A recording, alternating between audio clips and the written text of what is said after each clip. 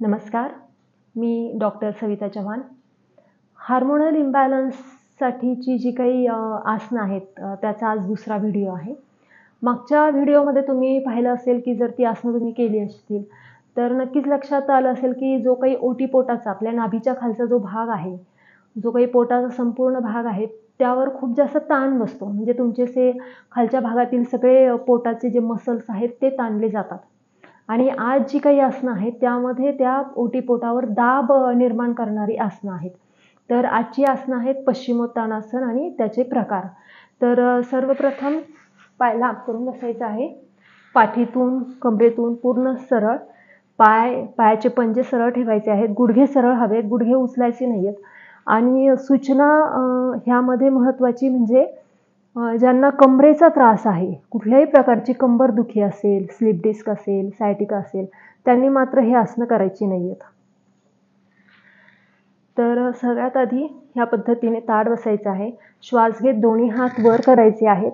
पूर्ण तुमचे पाठीचे मणके तुम्ही जेवढं तुम्हाला हात वर स्ट्रेच करता येतील तेवढे हात वर स्ट्रेच करायचे आहेत. श्वास सोडत सावकाश कमरेतून पुढे वाकायचं आहे या पद्धतीने. आणि आता ह्यामध्ये सगळ्यांचं डोकं गुडघ्यापर्यंत जाईल किंवा हात पायाला टच होतील असं नाही. तर अगदी तुम्ही सुरुवातीला ह्या पद्धतीने जेवढं तुम्हाला शक्य आहे त्या पोझिशनला तुम्ही थांबू शकता. काही बळजबरी त्रास घेत कधीही आसन करायचं नाही. आणि हळूहळू सरावाने तुम्हाला अगदी सहज आणि प्रॉपर पोझिशन जमायला लागते. तर ज्यांना व्यवस्थित जमत असेल त्यांनी ह्या पद्धतीने डोकं गुडघ्याला टच करण्याचा प्रयत्न करायचा आहे. आता ह्यामध्ये तुम्हाला थांबायचं आहे 15 ते 20 सेकंद. ह्यामध्ये ही वेळ वाढवत नेत तुम्ही 2 ते 3 मिनिटांपर्यंत हा कालावधी वाढवत न्यायचा आहे. त्याच्या पुढचं आसन आहे जानू शीर्षासन. तर डावा पाय गुडघ्यात फोल्ड करायचा आहे. मांडीचा जो आपला आतला भाग आहे त्याला तुमच्या पायाचा तळवा टच करायचा आहे.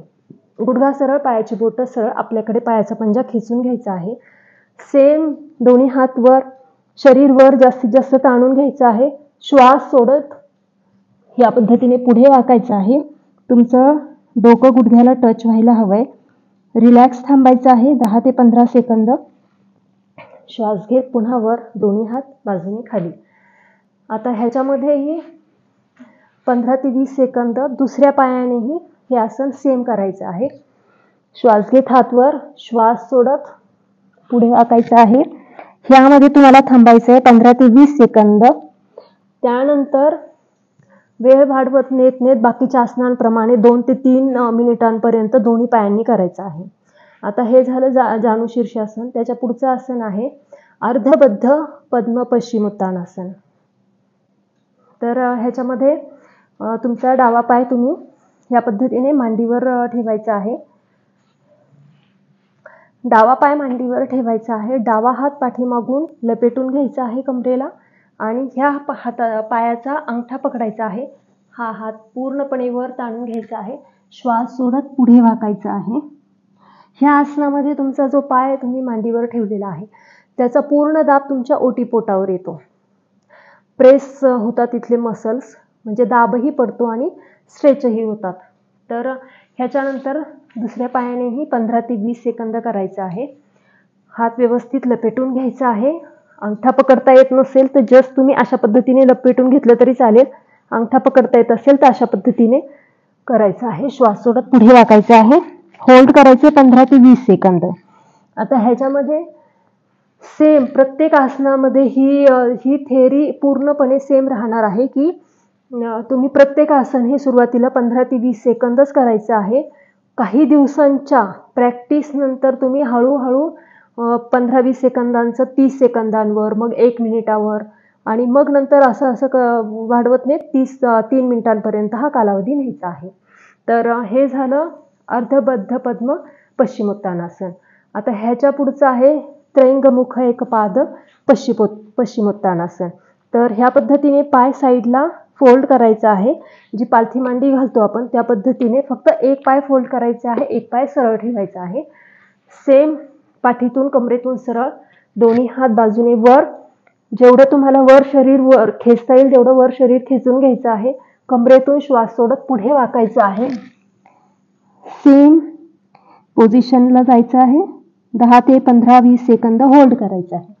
श्वास घेत पुन्हा वर, श्वास सोडत हात बाजूने खाली. दुसऱ्या पायानेही रिपीट करायचं आहे.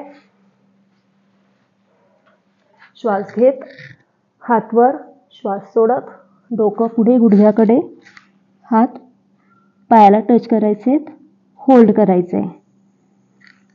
श्वास घेत वर, श्वास सोडत दोन्ही हात खाली. हे झालं पुढचं आसन. त्याच्या पुढचं आसन आहे मरीचासन. मरीचासनामध्ये डावा गुडघा तुम्हाला फोल्ड करून अशा पद्धतीने उजव्या मांडीच्या शेजारी ठेवायचा आहे. ह्या पद्धतीने हात पाठीमागून फोल्ड करायचा आहे आणि दुसऱ्या हाताने तुमचं मनगट तुम्हाला पकडायचं आहे आणि श्वास सोडत डोकं गुडघ्याकडे न्यायचं आहे. ह्यामध्येही 15 ते 20 सेकंद होल्ड करायचं आहे. सेम दुसऱ्या बाजूने करायचं आहे. मरीचासन पूर्णपणे वाकून हात व्यवस्थित फिरवून घ्यायचा आहे. श्वास सोडत डोकं गुडघ्याच्या दिशेला. आता ह्याच्यामध्ये बरेचदा हे आसन लगेच शक्य होत नाही किंवा जसा हा हात मी लपेटून घेतलेला आहे तर तो लपेटून घेणं होत नाही. तर सिंपल पद्धतीने ह्या पद्धतीने हात पुढे घ्यायचा आहे किंवा तुम्ही एका हाताने तुमचा गुडघा दाबून ठेवू शकता पोटाजवळ आणि दुसऱ्या हाताने अशा पद्धतीने तुम्ही सोप्या पद्धतीने करू शकता. फक्त हा गुडघा तुमचा बाहेरच्या दिशेला वळू नये एवढी काळजी घ्यायची आहे. तर कुठलीही अवघड आसनं नाही आहेत आणि सुरुवातीला जरी तुम्हाला ही परफेक्ट जमत नसली तरीही अगदी बेबी स्टेप्स घेत घेत आसनं करायची आहेत. हार्ड अँड फास्ट लगेच त्या परफेक्ट पोझिशनपर्यंत जायचं नाही आहे. आणि जो काही कालावधी सांगितलेला आहे 15 ते 20 सेकंद तुम्हाला होल्ड करायचं असेल ते आसन तर कंपल्सरी त्या आसनामध्ये तेवढा वेळ थांबायचंच आहे. म्हणजे एक्सरसाइज आणि आसनांमध्ये हाच मुख्य फरक आहे की एक्सरसाइजमध्ये सतत मूव्हमेंट होत असते परंतु आसनांमध्ये तुमची मसल्सची जी काही स्ट्रेंथनिंग म्हणू शकतो तुमची जी कॅपॅसिटी आहे ती वाढली जाते. त्याच्यामुळे आसनांमध्ये कंपल्सरी थोडा वेळ थांबायचंच आहे जेवढा तुम्हाला वेळ सांगितलेला आहे आणि नियमितपणे ही आसनं करायची आहेत. पुढच्या आसनांमध्ये वेगवेगळे आता हे कॉमन आसनं आहेत म्हणजे तुम्हाला कुठलाही प्रॉब्लेम असू देत, PCOD आहे, PCOS आहे, फायब्रॉइड आहे, त्याच्यानंतर पिरियड्स रिलेटेड काही प्रॉब्लेम्स असतील, व्हाईट डिस्चार्ज आहे, ह्या सर्वांवर हे कॉमन आसनं आहेत. पुढच्या व्हिडिओमध्ये कुठली आसनं ही स्ट्रिक्टली तुम्हाला अवॉइड करायची आहेत. म्हणजे तुम्ही कुठल्याही योगा क्लासला जरी जात असाल पण तुम्हाला जर व्हाईट डिस्चार्ज असेल, तुम्हाला बाकीचे काही प्रॉब्लेम्स असतील तर स्ट्रिक्टली किंवा गर्भाशय ज्याला सरकणं वगैरे म्हणतो आपण, प्रोलॅप्स युटेरस वगैरे, तर ह्याच्यामध्ये कुठली आसनं तुम्हाला अवॉइड करायची आहेत. अगदी काही ठराविक आसनं आहेत की जी केल्याने तुम्हाला तो प्रॉब्लेम वाढू शकतो. तर ती स्ट्रिक्टली अवॉइड करायची काही आसनं पुढच्या व्हिडिओमध्ये दाखवणार आहे. तर व्हिडिओ नक्की आवडला असेल तर शेअर करा, लाईक करा आणि चॅनलला सबस्क्राईब करा. धन्यवाद.